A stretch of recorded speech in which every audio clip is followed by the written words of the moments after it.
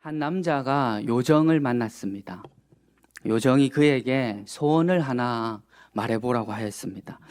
그러자 남자는 우리 집에서 미국까지 이어지는 도로를 만들어줬으면 참 좋겠다고, 그 도로가 있었으면 좋겠다고 했습니다. 요정은 당황하면서 그건 너무했다고, 그건 너무 어려운 부탁이라고, 그것보다 더 간단한 소원은 없냐고 했습니다. 남자는 잠시 생각하더니 그러면 내 아내를 조금 더 이해할 수 있도록 해달라고 부탁을 했습니다. 그 말을 들은 요정이 이번에는 뭐라고 대답했을까요? 요정은 전보다 더 빨리 대답하며 이렇게 말했습니다. 방금 전에 말했던 그 도로 2차선으로 할까 4차선으로 할까? 가정의 달인 5월의 첫날입니다. 오늘 예배하는 여러분의 가정은 서로에 대한 이해와 또 존중으로 더욱 강건케 되는 은혜가 있기를 예수님의 이름으로 축복합니다. 아멘. 예수님의 이름으로 축복합니다. 아멘. 사람은 자신의 중요성에 집착하면 집착할수록 더 불안해진다라고 합니다. 앞으로 나의 삶은 어떻게 될까? 또 갑자기 크게 아프면 어떡하지? 앞으로 나의 자녀들은 도대체 뭐 하면서 살까? 어떻게 살까? 나의 가정은 앞으로 어떻게 될까? 이런 자신의 중요성에 기인한 이런 상념과 또 불안은 시도 때도 없이 우리의 마음과 생각에 찾아와서 쉽사리 떠나지 않습니다. 우리의 마음을 불안하게 합니다. 어렵게 합니다. 또한 우리는 이런 상념에 의한 불안뿐만 아니라 우리를 둘러싼 주변 사람들에 의한 불안과 또 요란함도 경험합니다. 사람은 어때요? 사람은 언제나 어렵습니다. 또 인간관계는 생각한 대로 계획한 대로 이루어지지가 않습니다. 계속되는 변수의 연속입니다. 여러분, 인간관계 쉬우세요? 어려우시죠? 인간관계는 참 변수가 많습니다. 지금까지 언급한 이런 모습은 사실 오늘을 살아가는 우리 모두의 현실입니다. 우리의 삶은 예배드리고 하나님의 자녀로 살아가고 있지만 그럼에도 불구하고 늘 불안하고 또 요란하고 또 복잡합니다. 그런데 오늘 본문 말씀의 다윗도 우리의 삶과 크게 다르지 않았던 것 같습니다. 그도 하나님의 기름 부음을 받고 또 최선을 다하는 삶을 살고 있으면서도 그럼에도 불구하고 그의 삶은 불안하고 또 요란하고 또 복잡했습니다. 그래서 그도 오늘 함께 읽은 말씀 그대로 내 영혼이 고요하고 평온했으면 좋겠다. 내 영혼이 좀 고요하고 평온한 상태에 있었으면 좋겠다. 이렇게 고백합니다. 이 불안하고 요란한 세상 속에서 감당하지 못할 일을 하려고 전전긍긍하는 그런 삶이 아니라 이제는 그만 자신의 영혼은 고요하고 평온한 삶을 살고 싶다라는 것입니다. 그렇다면 오늘 우리도 다윗처럼 영혼이 고요하고 또 평온한 삶을 살기 위하여서 깨닫고 또 결단해야 할 것은 무엇일까요? 오늘 시편 131편 말씀을 통하여 영혼이 고요하고 평온한 상태에 들어가기 위하여서 우리가 깨달아야 할 것은 무엇일까요? 첫째는 교만하지 않고 감당할 수 있는 일과 감당할 수 없는 일을 분별해야 합니다. 우리 오늘 본문 1절 말씀을 다시 함께 읽겠습니다. 1절입니다. 시작. 여호와여, 내 마음이 교만하지 아니하고 내 눈이 오만하지 아니하오며 내가 큰 일과 감당하지 못할 놀라운 일을 하려고 힘쓰지 아니하나이다. 아멘. 흔히 교만은 눈에서부터 시작된다라고 합니다. 자신의 위치나 능력을 넘어서 필요 이상의 높은 곳을 바라보는 순간부터 교만은 시작됩니다. 높은 곳을 바라보는 것이 잘못이 아닙니다. 필요 이상의 높은 곳을 바라보는 것이 문제입니다. 국어사전에서 교만은 잘난 체하고 뽐내며 건방진 상태를 의미합니다. 잘난 체하고 뽐내고 건방진 모습을 한 그 사람은 교만하다는 것입니다. 오만도 태도나 행동이 건방지거나 거만한 상태를 의미합니다. 그러니까 교만과 오만 이 두 단어는 자기 자신을 제대로 알지 못하고 자기 자신을 대단히 훌륭한 존재라고 여기는 상태를 의미하는 것입니다. 그래서 학자들은 어려운 말로 이 교만을 지나친 자기애의 부산물이다 라고 어렵게 이렇게 표현하기도 하고, 또 무절제적이고 불합리한 자기 존중의 표현이다 라고까지 이야기합니다. 이런 사람들은, 이렇게 교만하고 오만하고 자기애에 푹 빠져 있는 사람들은 자기보다 못하다고 생각되는 사람을 만나면 스스로 우월감을 느끼고 우쭐대고 상대방을 무시합니다. 하지만 반대로 자기보다 뛰어나고 괜찮다고 생각되는 사람을 만나면 어떻게 할까요? 시기하고 질투하고 열등감 때문에 어찌할 줄을 모르는 것입니다. 나보다 약한 사람을 만나면 반대로 하고요. 자기가 우쭐대고, 또 뛰어나다고 생각되는 사람을 만나면 시기하고 질투하고 뭐 어떻게 할 줄을 몰라요. 개인 심리학으로 유명한 아들러는 이런 사람의 내면의 상태에 관하여서 그들의 교만에도 뿌리가 있는데 그 교만의 뿌리는 다름 아닌 열등감이다 라고 했습니다. 교만하여서 그 누구보다 우월해지고 큰 일과 감당하지 못할 놀라운 일들만 하려고 애를 쓰는 그런 사람은, 그런 사람의 기저에 자기는 남보다 못하고 뭔가 부족하다고 여기는 열등감이 있기 때문에 그 열등감에 대한 자기 보상으로 지나친 우월감을 추구한다는 것입니다. 자기가 남보다 못하다고 여기고 있고 부족하다고 느끼는 그 열등감이 자리 잡고 있기 때문에 이 열등감을 채워주기 위하여서, 자기를 보상해주기 위하여서 지나치게 우월감을 추구한다는 것입니다. 어떻게 여러분은 이러한 그의 주장에 동의가 되시나요? 교만한 사람들의 그 깊은 밑바닥에는 열등감이 있다는 그의 주장에 동의가 되시나요? 큰 일과 놀라운 일을 하면 사람들은 환호합니다. 좋아해요. 그래서 사람들은 그런 일을 하고 싶어 하고, 그런 일을 하고 나서 또 대단하다는 말을 듣고 싶어 합니다. 와, 대단해요. 위대해요. 뭐 이런 좋아하잖아요. 하지만 대부분의 사람은 자신의 처지와 능력을 정확하게 알지 못합니다. 그러므로 하나님의 사람은 하나님께서 지금 나에게 맡겨주신 일에 최선을 다하되 하나님이 아직 허락하시지 않은 일에 대하여서는 분투하지 않을 수 있어야 합니다. 왜냐하면 사실 우리 인생의 많은 허비는 우리가 감당하지 못할 일에 지나친 애를 쓸 때 일어나기 때문입니다. 하나님이 지금 나에게 맡겨주신 일에 최선을 다해야 합니다. 하지만 하나님이 아직 허락하시지 않은 일이 있다고 한다면 그 일을 놓고 분투하지는 않아야 합니다. 저 일을 내가 해야 되는데.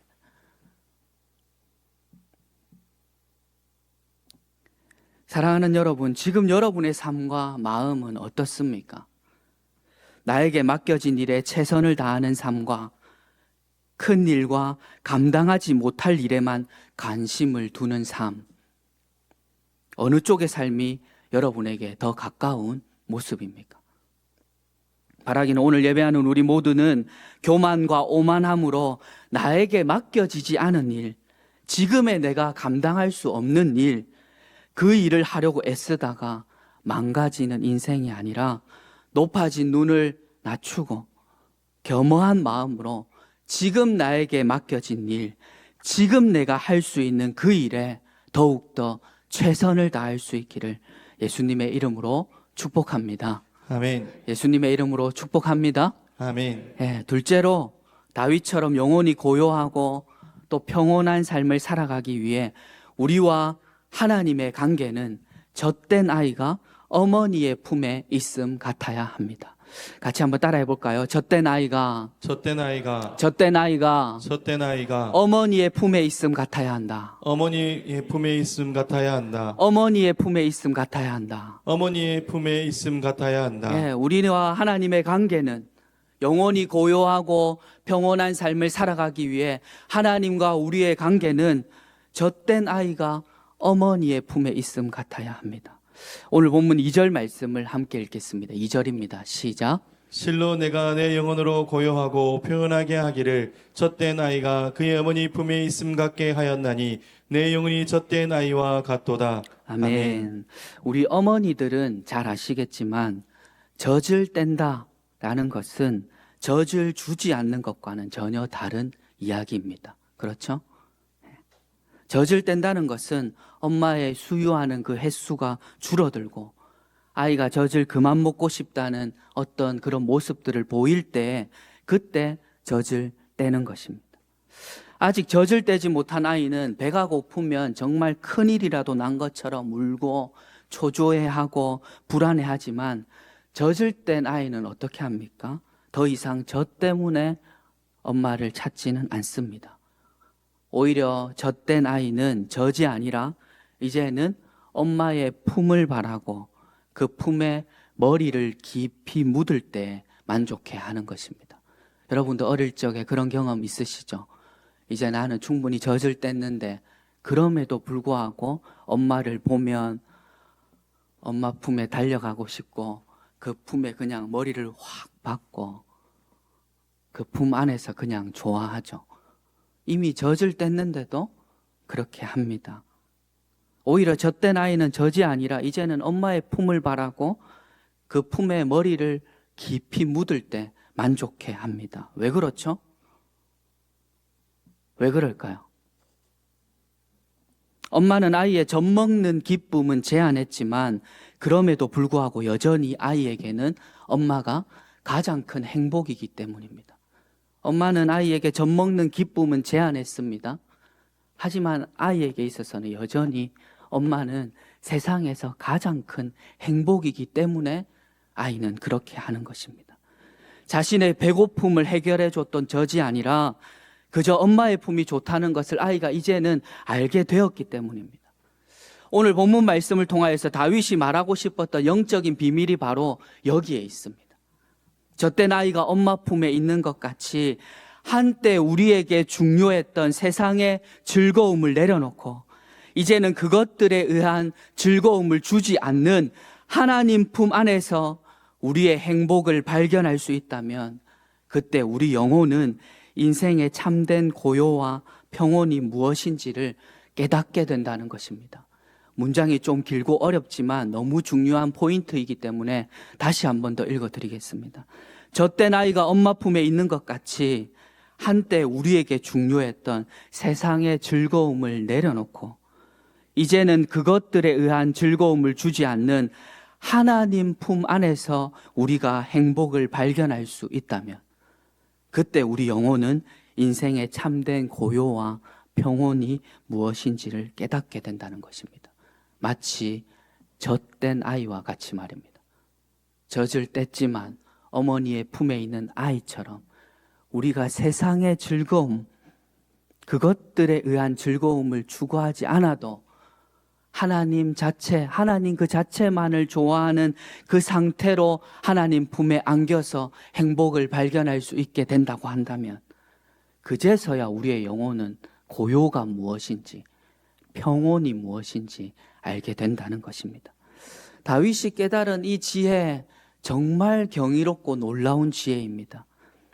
젖된 아이는 더 이상 저 때문에 엄마를 찾지 않습니다. 그저 엄마가 좋아서 엄마를 찾고 엄마 품이 좋기 때문에 엄마 품에 있는 것입니다.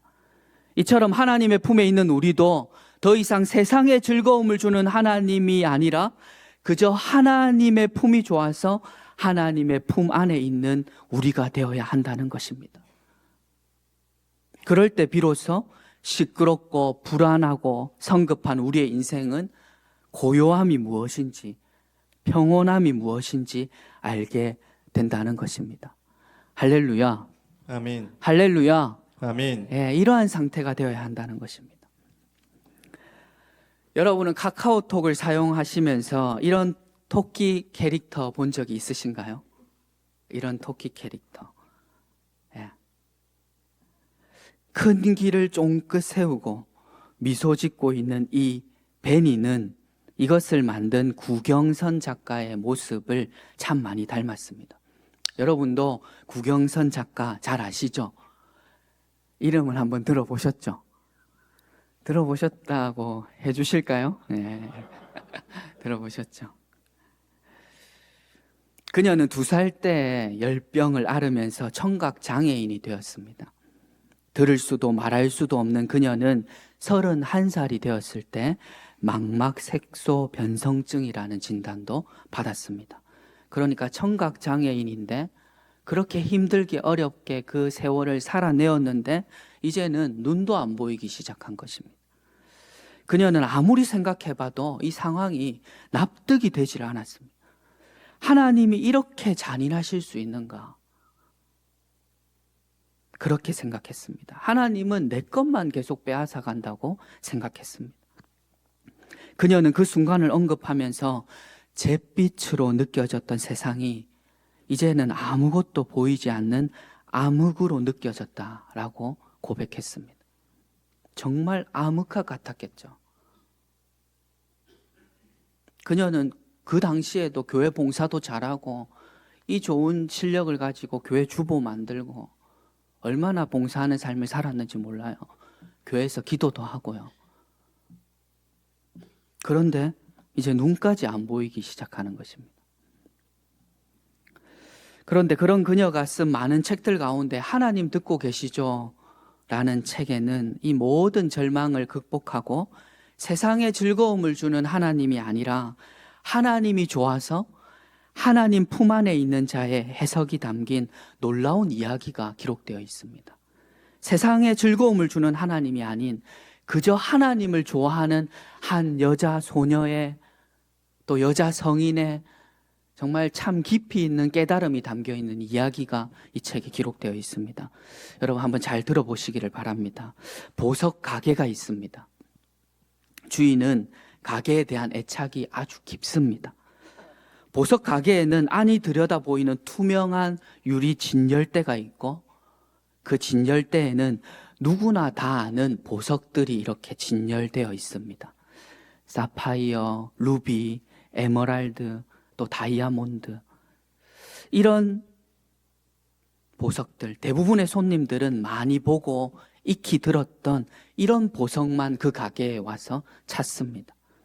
그런데 사실 이 가게에는 유리 진열대 말고 주인만 아는 수납장이 하나 더 있습니다. 그 수납장에는 희귀하지만 그만큼 가치가 있는 보석이 들어 있습니다. 라피스 라줄리, 오닉스, 호안석, 아마조나이트. 이 그림에 보이는 것처럼요. 제가 이름을 제대로 읽었는지는 잘 모르겠습니다. 이런 희귀한 보석들, 정말 희귀한 만큼 주인도 특별히 아끼는 보석들입니다. 그래서 주인은 보석을 유리 진열대에 내놓지 않고 수납장에 꼭꼭 숨겨서 고이 보관합니다. 그 보석을 알아볼 수 있는 진정한 마니아가 스스로 원해서 찾기 전까지 보여주지 않으려는 것입니다. 여기 가게 주인은 하나님이고 나는 그런 희귀한 보석 중에 하나입니다. 그녀가 자신의 삶과 자신의 모습에 대하여서 하나님과 자신의 관계를 이렇게 해석해내었어요. 여기 가게 주인은 하나님이시고 나는 그런 희귀한 보석 중에 하나입니다. 정말 놀랍고 정말 위대한 고백이지 않습니까? 젖된 아이가 그의 어머니 품에 있음 같이 세상에 즐거움을 주는 하나님이 아니라 하나님이 좋아 하나님의 품 안에 있는 자만이 할 수 있는 그런 정말 위대한 고백입니다. 앞서 언급한 라피스, 라줄리, 오닉스, 호안석 같은 보석들은 결코 비싼 보석이 아닙니다. 비싼 보석은 아닌데 값이 나가진 않는데 주인이신 하나님이 수납장에 꼭꼭 숨겨 보관할 만큼 희귀하지만 자신은 주인이신 하나님이 그저 아끼고 아끼는 그런 보석이라는 것입니다. 나는 희귀한 존재지만 정말 볼품없고 어떻게 세상적인 가치로 보면 참 불쌍하고 불쌍한 존재이지만 주인이신 하나님은 나를 특별히 사랑하셔서 눈에 보이는 진열장이 아니라, 유리 진열장이 아니라 꼭꼭 숨겨놓은 그 진열장 안에 나를 보관하고 계신다는 것입니다. 왜요? 특별히 더 사랑하셔서. 세상의 가치와 물질의 가치를 벗어나 나라는 존재는 하나님 안에서 그렇게 이해되고 해석된다라는 것입니다. 사랑하는 여러분, 지금도 하나님은 우리가 세상적으로 의지하는 것들을 포기하게 하시면서까지도 하나님 자신을 품게 하시고 우리로 하여금 세상의 젖을 끊고 신령한 젖을 사모하게 하시는 줄로 믿습니다. 아멘. 구경선 작가처럼 하나님이 좋아 하나님 품 안에 있기를 원하는 마음으로 영혼의 고요함과 평온함이 무엇인지를 깨닫기 원하는 그 마음으로 우리의 인생을 주관하고 계시는 하나님이신 줄로 믿습니다. 아멘. 하나님이 왜 우리의 인생을 만지실까요? 왜 우리의 인생을 감찰하시고 우리의 인생을 주장하실까요? 하나님이 좋아 하나님 품 안에 있기를 하나님은 원하시기 때문입니다. 영혼의 고요함과 평온함이 무엇인지를 깨닫기를 원하시기 때문입니다. 세상의 젖을 이제는 끊어내고 신령한 젖을 사모하기를 하나님은 원하시기 때문입니다. 우리 입장에서 생각하면 이것은 정말 야속한 지혜다. 하나님은 정말 야속하시다 라고 말할 수 있지만 하나님은 이것을 통하여서 우리가 하나님을 품고 사는 인생이 되도록 우리를 훈련하고 계시는 것입니다. 사랑하는 여러분, 오늘 예배하는 여러분의 삶은 어떻습니까? 어느 것 하나 쉽사리 의지할 수 없는 강야와 같은 삶을 살고 계시는 분이 계십니까? 만약 그렇다고 한다면 우리는 그 광야 한가운데서 오직 하나님만을 의지하며 사는 법을 배워야 할 줄로 믿습니다. 소망의 눈으로 바라보면, 우리가 소망의 눈을 가지고 바라보면 그 광야에서도 발견되는 보화가 있게 될 줄로 믿습니다. 오늘 예배하는 우리 모두에게 이 은혜가 있기를 예수님의 이름으로 축복합니다. 아멘. 예수님의 이름으로 축복합니다. 아멘. 이제 마지막 세 번째로 우리는 다윗처럼 영혼이 고요하고 평온한 삶을 유지하기 위하여서 지금부터 영혼까지 하나님만 바라보아야 합니다. 오늘 본문 3절 말씀을 우리 함께 읽겠습니다. 3절입니다. 시작. 이스라엘아 지금부터 영원까지 여호와를 바랄지어다. 아멘. 한 번 더 읽어볼까요? 이스라엘아 지금부터 영원까지 여호와를 바랄지어다. 아멘. 이제는 설교 제목에 대한 답을 드려야 할 때가 된 것 같습니다. 오늘 예배 드리고 계신데요. 오늘 예배 설교 제목이 혹시 무엇인지 알고 계신가요? 뭐죠? 고요 더하기 평온 빼기 교만은 무엇일까 하는 것입니다. 고요 더하기 평온 빼기 교만은 무엇일까요? 지금까지 설교를 들으셨는데 어떻게 설교 제목에 대한 답을 스스로 찾으셨습니까? 제가 이 설교 제목을 정하면서 김혜성 강도사님에게, 강도사님, 제가 다음 주 말씀 제목을 고요 더하기 평온 빼기 교만은 무엇일까요? 하고 물음표로 정했는데 정답이 뭘 것 같아요? 하고 제가 지난주에 물어보았습니다. 그때 아주 명석한 우리 강도사님은 뭐라고 대답했을까요? 뭐라고 대답했을까요? 다음 주 수요 예배는 쉬겠습니다. 수고하세요. 이렇게 대답했습니다. 그런데 여기 잘 앉아 계시네요. 다음 다시 질문으로 돌아와서 영혼의 고요함에 평온함을 더하고 또 거기서 교만을 빼면 정답은 젖된 아이가 됩니다. 영혼의 고요함에 평온함을 더하고 거기서 교만을 빼면 젖된 아이가 되고 이 아이가 지칭하는 것은 바로 우리 자신이 되어야 합니다. 제 나름대로 이렇게 한번 식을 세워본 거예요. 고요 더하기 평온 빼기 교만은 오늘 본문에서 보면 젖된 아이가 되어야 하고 그 젖된 아이는 당연히 내가 되어야 한다라는 것입니다. 한번 젖을 뗀 아이는 살아있는 동안 다시는 젖을 떼기 전의 상태로 돌아가지 않습니다. 그렇죠? 한번 젖을 뗀 아이는 다시는 살아있는 동안 젖을 떼기 전의 상태로 돌아가지 않습니다. 아이가 젖을 뗀다는 것은 젖을 물어야만 살 수 있다고 생각했던 그 일시적인 상태에서 벗어나서 남은 인생 동안 계속될 상태로 들어가는 것을 의미하는 것입니다. 젖을 떼면 그 일시적인 상태에서 벗어나서 이제는 계속될 상태로 들어가는 것이거든요. 이것과 마찬가지로 영적으로 세상에 젖을 떼고 하나님으로만 만족할 수 있는 우리는 다시 이전의 상태로 돌아갈 수 있습니까? 없습니까? 없습니다. 예. 영적으로 세상에 젖을 뗀 우리는 어린아이가 어미에 젖을 뗀 것과 같이 다시는 그 이전의 상태로 돌아갈 수 없는 것입니다. 세상과 하나님을 동시에 흠모할 수 없고 다시 이전의 삶으로 회귀하는 일은 있을 수가 없는 일입니다. 그러니까 다윗이 이것을 젖된 아이로 표현했다는 것이 정말 대단하다는 것입니다. 다시는 이전의 상태로 회귀할 수 없다는 것입니다. 그래서 세상에 젖을 땐 우리가 이제 일생 동안 계속 유지할 수 있는 상태는 지금부터 영원까지 하나님을 바라는 것밖에 없다는 것입니다. 다시 돌아갈 수 없다는 것입니다.